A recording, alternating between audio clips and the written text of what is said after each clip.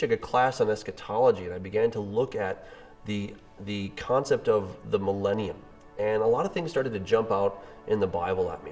So I started writing this book in earnest about 2 years ago, and I wanted it to be something that was firmly based on the Bible. And yet I kept thinking, if I only write a theological book, it's going to be for theologians, right? It's going to be for, a small minority of people that will get excited about it. But I wanted something that would really speak to the masses, to just kind of that average guy, right? Because I'm an average guy in so many things. When people start talking, shop talk and whatever subject, I kind of tune out because I don't really get it. And so I don't want that to be the same when it comes to the Bible, that we have all this theological jargon. I want it to be something where people can read a story. The basic concept of this book, the Millennium Chronicles, is about the time after Satan gets out. It's after the 1,000-year reign of Jesus, and Satan is going to be let out of his prison, and he's going to go out and deceive the nations.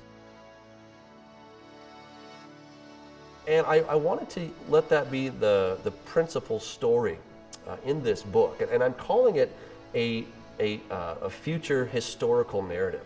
All right, maybe if you read the works of James Michener, he wrote a book called Texas, another one called Alaska, one called The Source. It was all about the history of the Jewish people.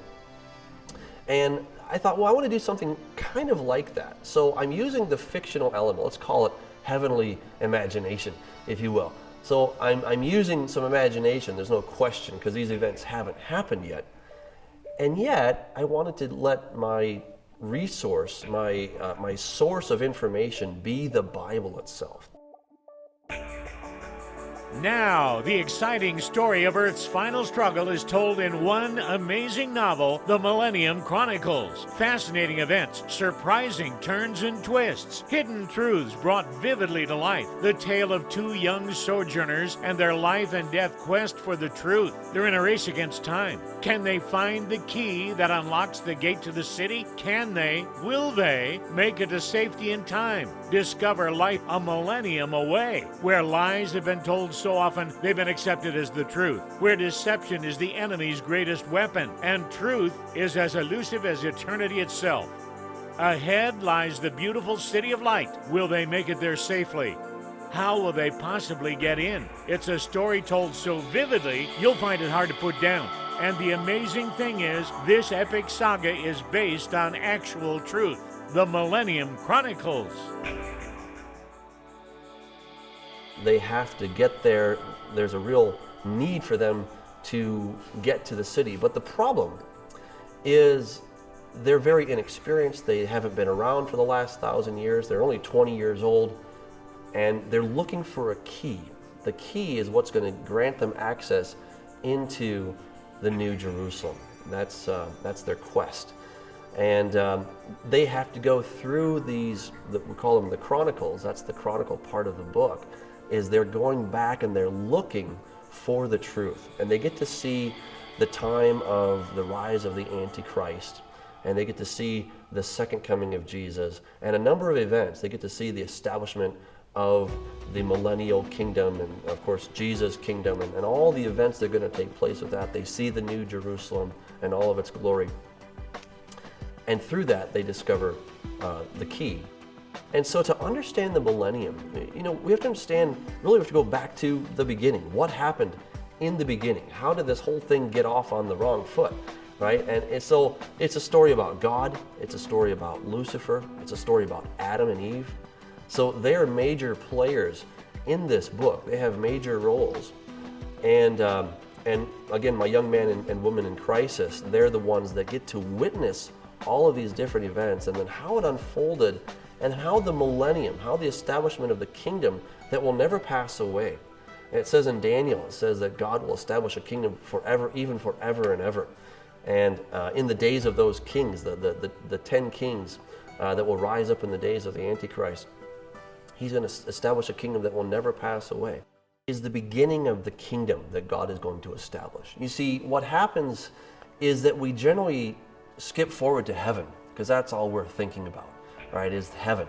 But if you go to Revelation 21, that chapter, it talks about the new heavens and the new earth, but the majority of that chapter, I mean, the rest of that chapter is all about the new Jerusalem.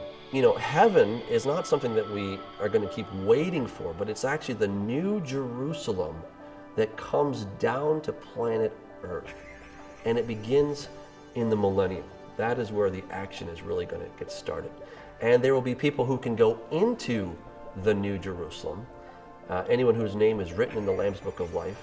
It also says that nothing defiled will ever enter into the city. So if you're a mortal during the time of the millennium, you cannot go into the new Jerusalem. Only the immortals can go into the new Jerusalem.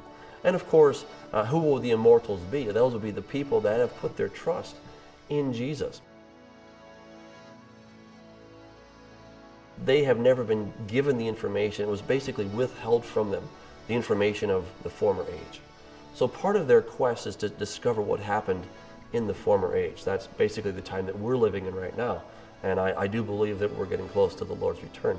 So they go back and they look at that specific time, because all the while that they're actually looking back in time, Lucifer is at their village, and he's explaining how when he was on the throne, when this world was under his authority, things were great, you know. And the particular village that he's in, it's called the village of Koinonia. It's in Greece, which the Hebrew name for that is Yavan.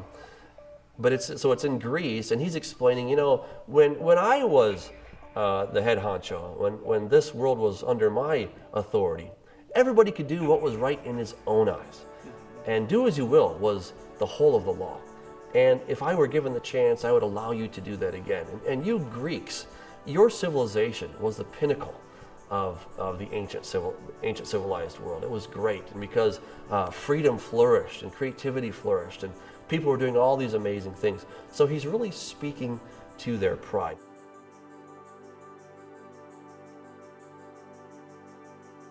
So we have Lucifer being very insidious, but very clever. He's a genius. He's explaining things in such a subtle way that it becomes, you're like, yeah, that sounds pretty good. You know, maybe I should follow him. And that's part of the challenge for Ben and Christiana, is they don't really know what to do. They don't know who to follow. And so what I think the reader is going to get out of this is they're going to be very encouraged. They're going to see the really dark side, but in a genius sort of way, of Lucifer. But they're also going to see what their role is going to be in the millennium, as someone who will be a helper. They may be over a village or 2 or 10, we don't know. So it really comes down to knowing who is God, who is Jesus, Yeshua. It's understanding what Lucifer is all about, and then the role that each of one of us is going to play.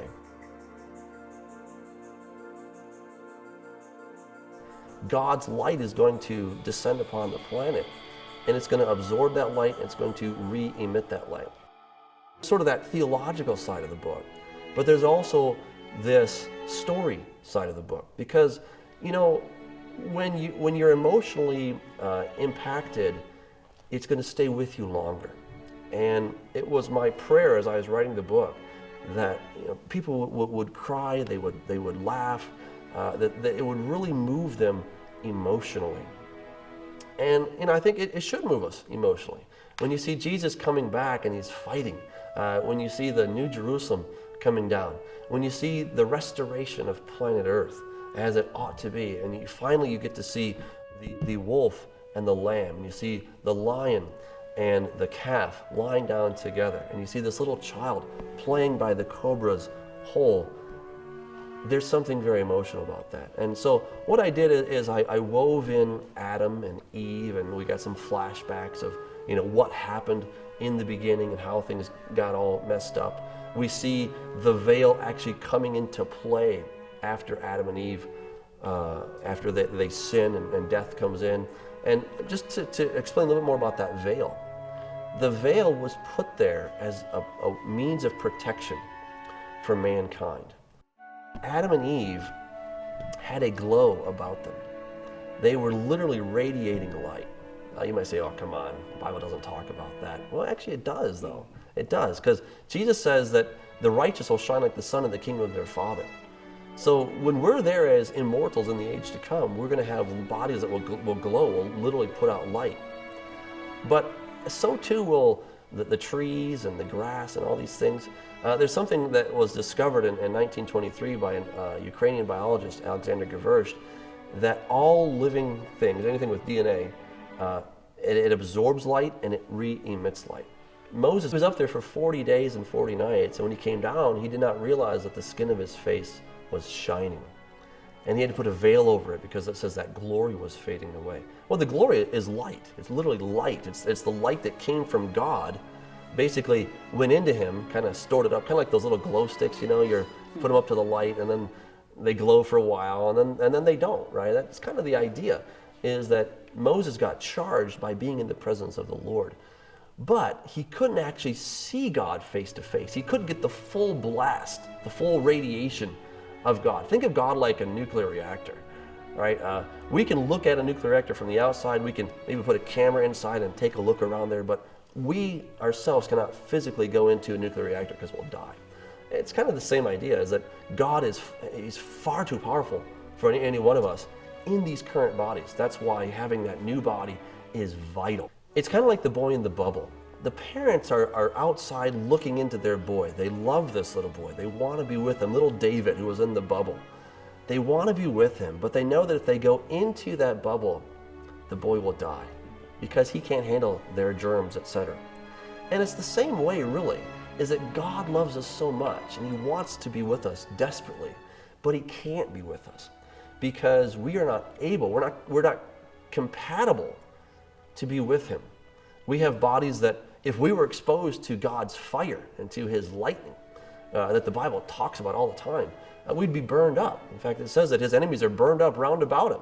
So all these details begin to find their way into the millennium. And these are the many, many theological things that I was dealing with and trying to weave in there in such a way that it wouldn't be a bore to read about these things, but it would actually be a joy.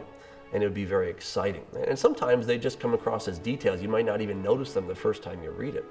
But if you go again, you're like, oh, wow, that's pretty cool. And actually, I'm going to go look that up now and see what verse is in there. And I've actually I've done a study guide that goes with it. For those that are really interested, they can go and look up the scriptures. That they're all right there, easy to find. And you can see that, this isn't just a figment of my imagination, but it's very much based on Scripture.